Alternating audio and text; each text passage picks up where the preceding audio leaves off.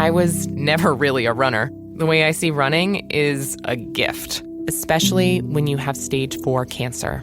I'm Anne. I'm running the Boston Marathon, presented by Bank of America. I run for Dana-Farber Cancer Institute to give people like me a chance to thrive in life, even with cancer. Join Bank of America in helping Anne's cause. Give if you can at BofA.com/supportAnne. What would you like the power to do? References to charitable organizations is not an endorsement by Bank of America Corporation. Copyright 2025. This Steve Jones Show podcast is now loading. The Steve Jones Show podcast is presented by Sunbury Motor Company, Purdy Insurance, and Brewers Outlet.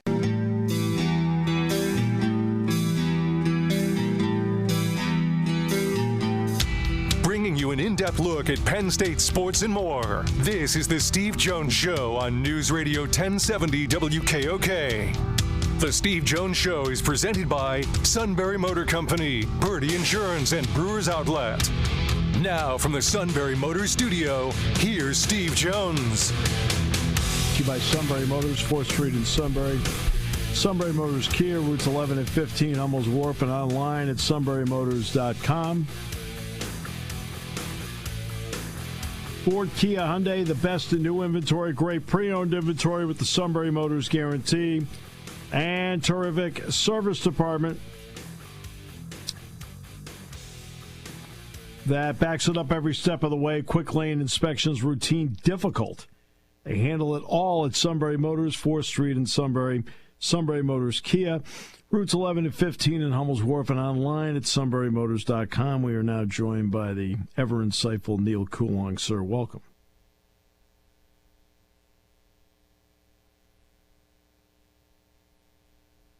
And if we hit the phone on the side, we will hear Neal. There we are, Neal. How are you, sir?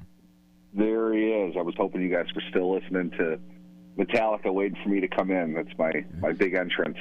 Yes, it is. It is your big entrance. Enter Sandman. So it sounds like we are getting closer to the long national nightmare being over. Aaron Rodgers signing with the Steelers. It sounds like it's closer. Isn't it funny? Because to me, it's you had Favre mania. That kind of set the standard, right? I mean, that was everything for 2-3 times that happened. The last time they literally drug him out of his house and threw him on a plane, and he had the worst season of his career. I'm not sure if Aaron is far off of that, but we've gone through this once with Rodgers already. How many paid people are in attendance to this now? You know, it's like it was a thing 2 weeks ago. Now it's like, yeah, okay, well, we know where this is going. There really isn't an option. I don't think the Steelers, who have basically swung and missed at 6 quarterbacks in a row now, I don't think even they are at the point where they're going to sit and wait without any kind of backup plan. And there isn't a backup plan. Mason Rudolph is not a backup plan. If he was on that level, they would have paid him on that level, and they wouldn't be talking to Aaron Rodgers anyway. For Rodgers, in the faint hope that the Vikings might sign him, he would want assurances that he would get an open competition in training camp to win the starting job. The Vikings are not going to do that, to say nothing of the fact that they have a good thing going for them. They're not going to bring in the gravity that is Aaron Rodgers. Right. And I have my personal opinions of Rodgers. That aside, you don't make a move like that for a backup quarterback.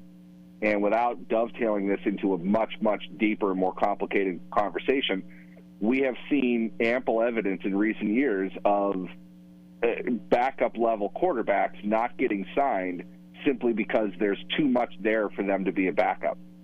Right. Too much media attention, too much hype, too many questions surrounding who the backup is versus the starter.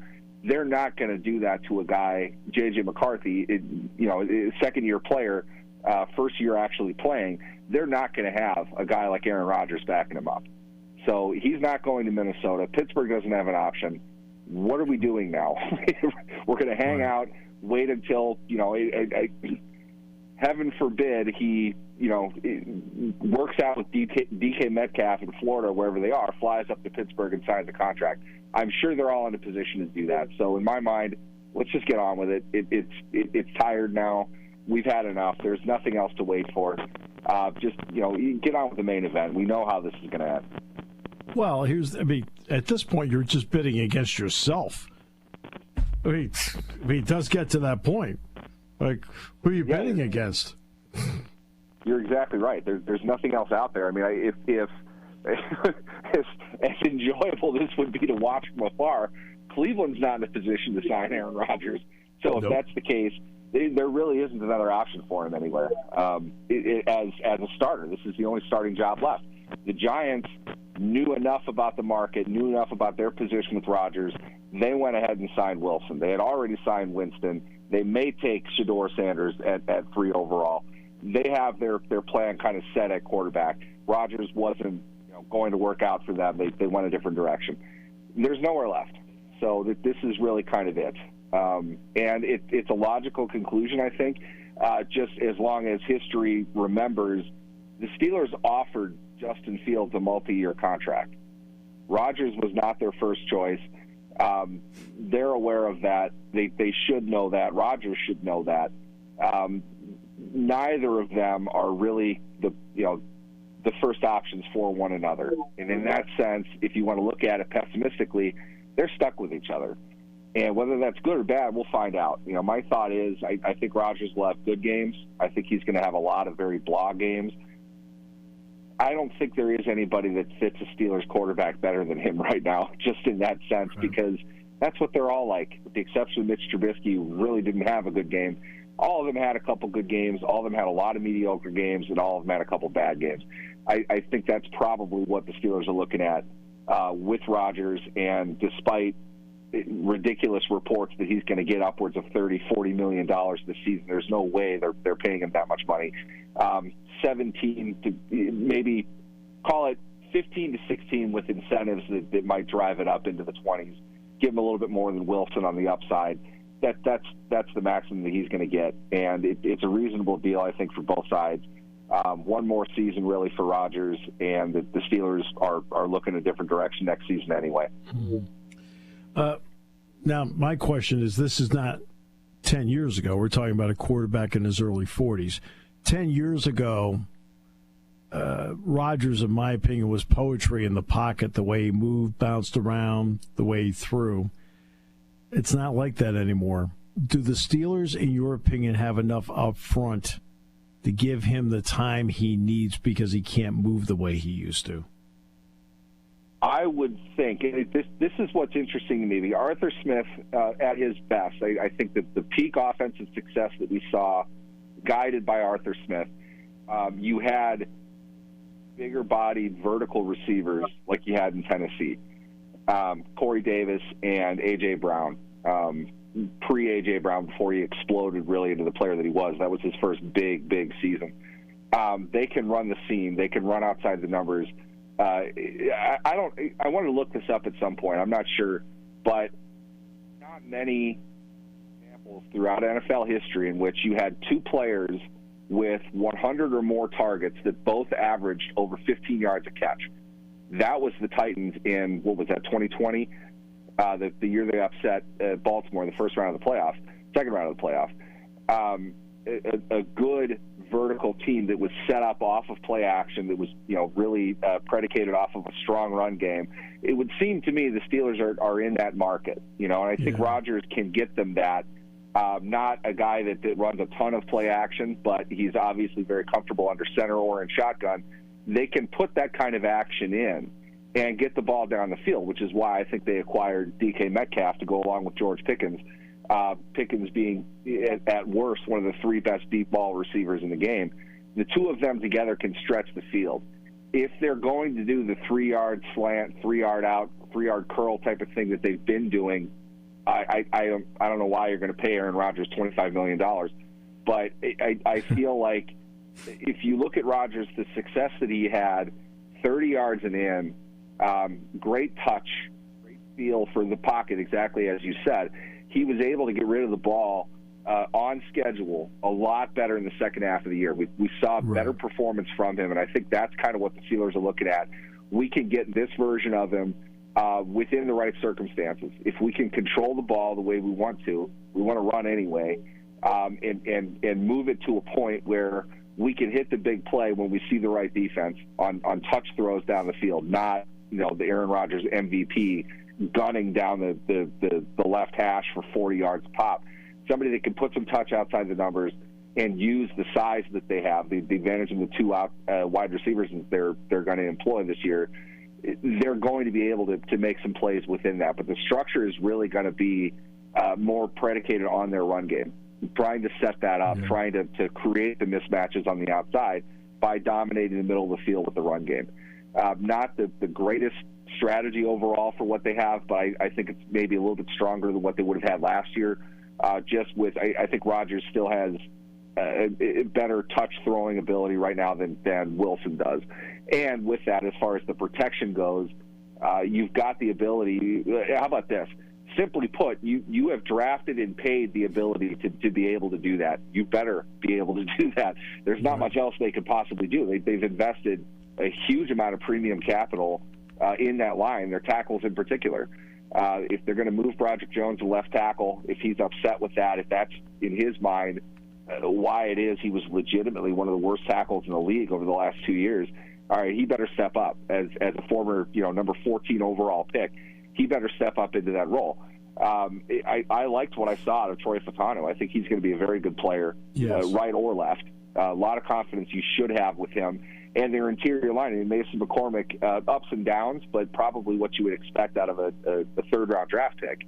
He did well in a situation that he wasn't supposed to be in, well enough that James Daniels is elsewhere now, and he's going to be the starting right guard, along with Zach Frazier, who I thought played very well for a rookie, with some areas of improvement that he still needs to make. So they've invested the time into it. They've got a quarterback that can throw the ball deep, and they're going to need to be able to run. And it's not going to be a 38-point-a-game offense, but they can control and they can score if they put all this together. We've said this before, though. Let's see how it all pans out. But they've got better pieces now, I think, than they did last year at this time. I'm not surprised about the fact that he was a little bit better in the second half last season, because it goes back to what I've talked about before, and I've talked to enough doctors over the years. I mean, I spend time with them at every football practice. We actually are the ones that stand and talk all the time. And when you have an Achilles, the more removed you are from the original injury, the more everything comes back, but it takes longer. Usually is a year and a half, 2 years. So I'm not surprised in the second half, where he was at that point, 15 months removed from it, that he had a little more feel for what was going on. So that part doesn't surprise me. His problem is he's 41. Yep, I know how that feels, too. It's not the easiest thing.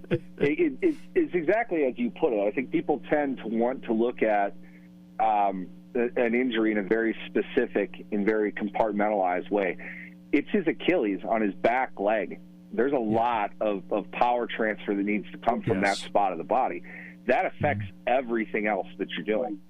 When that's out of line and you're playing through it, what that means is you're doing everything out of line. You've got to correct everything again. You've got to get back to it, and your body needs to remember how to play with a healthy, in this case. There's a lot of work that has to be done. And, I'm not going to speak for how much work he's putting in. I have no idea. But physically speaking, it's not going to come back as quickly. And what I mean by that is not just the injury itself. It's the body activity. It's knowing how to play with a healthy ligament again, because he hasn't done it in a very long time.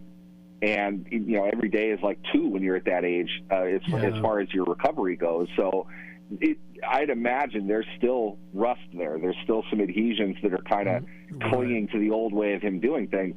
He's got to, really relearn how to play with the older body that he has. And that's not something I would imagine is going to come overnight. I think a lot of that just comes just like you, talking to doctors about these kinds of things.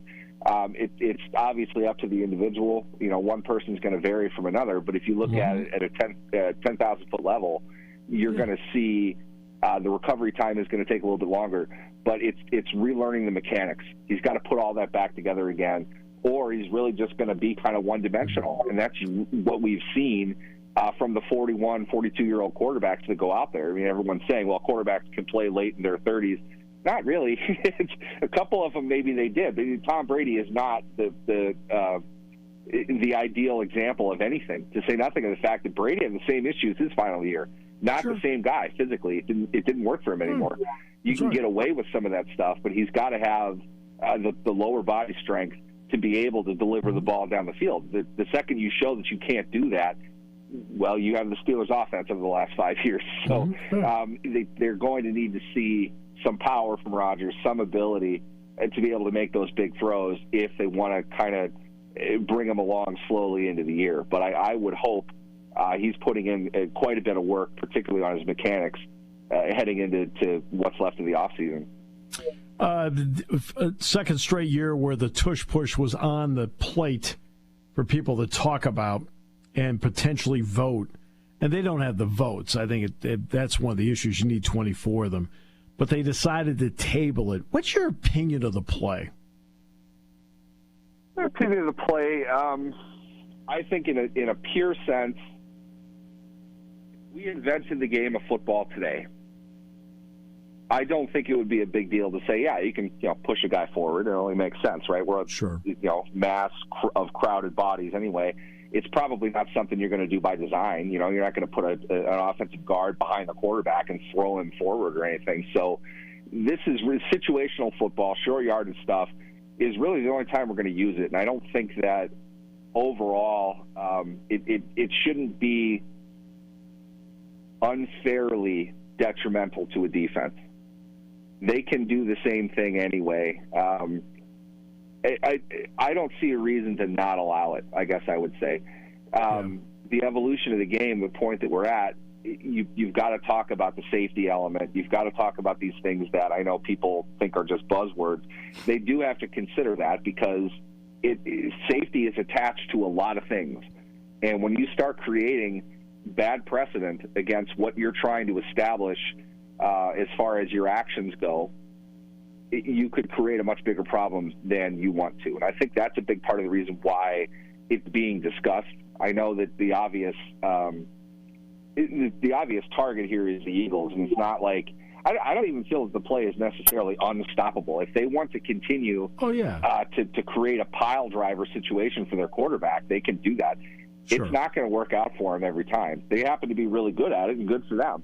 I remember even talking about this with you the next day. I was at a Vikings Monday night game. The Vikings tried it twice with Kirk Cousins, and it was laughable. It was like, holy cow, you get a new level of appreciation for the technical aspect of it with how good the Eagles run it, how easy they make it look.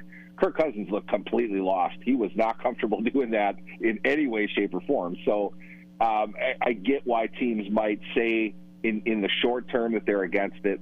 Long term, I don't think it's something teams are going to do enough to say we should ban it. It looks just too much like a one-off instance right now. If they want to continue to do it, they can. I don't think it hurts the defense physically any more than a normal goal line play would. I definitely think there are going to be instances in the future in which an offense is going to think twice about using it again. Yeah, Buffalo and Philadelphia are really the only two that use it on a consistent basis. And my point about the play has been very simple. Defensively, just be better on first and second down. No, it's make it third down and longer. Then they can't use it then. Yep, and Sirianni's talked about that too. The advantage of it only comes after you're successful in the first two downs. Yep. We see Philadelphia doing it as much as they do because they have an inordinate amount of third and short situations. And good for them for being able to do that. It's certainly a weapon at the goal line. I remember, a certain team from Western Pennsylvania that did pretty well with power backs running at the goal line. Yeah. I remember the Chicago Bears and Walter Payton. He created the idea of, jumping over the pile instead of going through it. There are always, kind of ticks in evolution that change the game based on the personnel that you have. I don't think you and I have discussed this many times. The NFL is in a habit of closing the barn door after the horses have escaped. In this case, though, they don't need to create a precedent against what the game is currently doing just because it's perceived to be a temporary advantage for one, maybe two teams. And I would argue that they use Josh Allen around the end as much as they do up the middle anyway. That's the weapon that Josh Allen is. You're that big, you're that quick. It's a strategic advantage. I don't think taking that away adds anything. It's not a play that is unfair, in my opinion. I don't even know how much the running back really even helps that. I think it's the drive on your center. I think it's their ability to get off the ball quickly and to establish low position and let the quarterback go over the top of that. They'll find a way to get to the quarterback, jumping head first into him.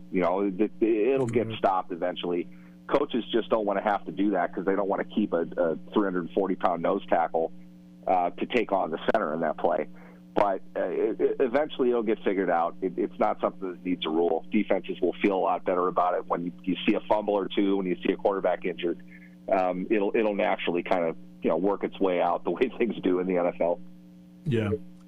I mean, I don't know how you feel about it. I'm not crazy about the dynamic kickoff, but it sounds like it's here to stay.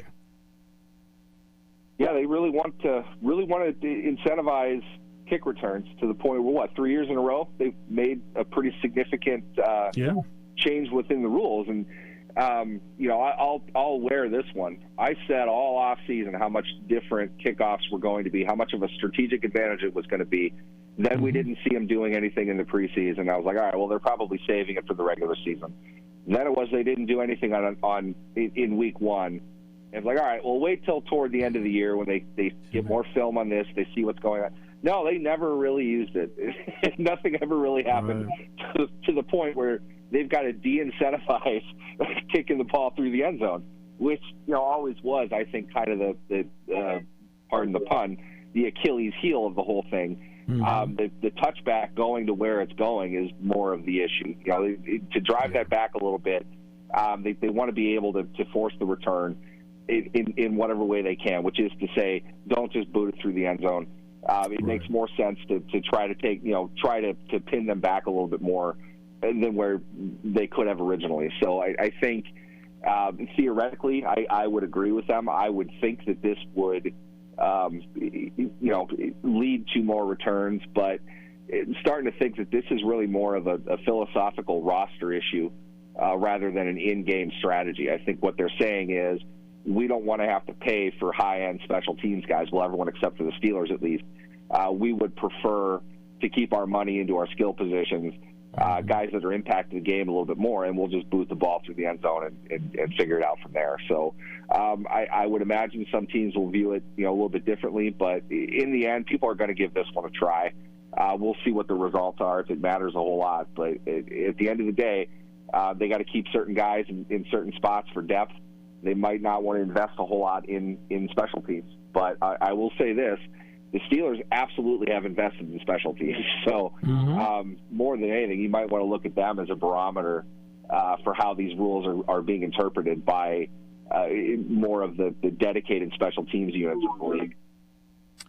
My friend, always a pleasure. Appreciate you. Absolutely. Thanks for having me, guys. The great Neal Coolong joining us on the show today. Brought to you by Sunbury Motors, 4th Street in Sunbury, Sunbury Motors Kia, routes 11 and 15 in Hummel's Wharf, and online at sunburymotors.com here on News Radio 1070 WKOK. Party time, game time, or just fun time. Doesn't matter what time it is because it's Brewers Outlet time. The beverage supermarket has the area's largest beer selection. Imports, microbrews, ciders, and domestics. Pick from over 100 ice-cold 12-packs and dozens of 24-ounce singles. Soda, snacks, hot sauces, fresh roasted peanuts. Make it one-stop party shopping, and don't forget the pickle bar. So whatever you're celebrating or just doing it up, Brewers Outlet, Reagan Street, Sunbury wants to see you. And thank you for your years of patronage.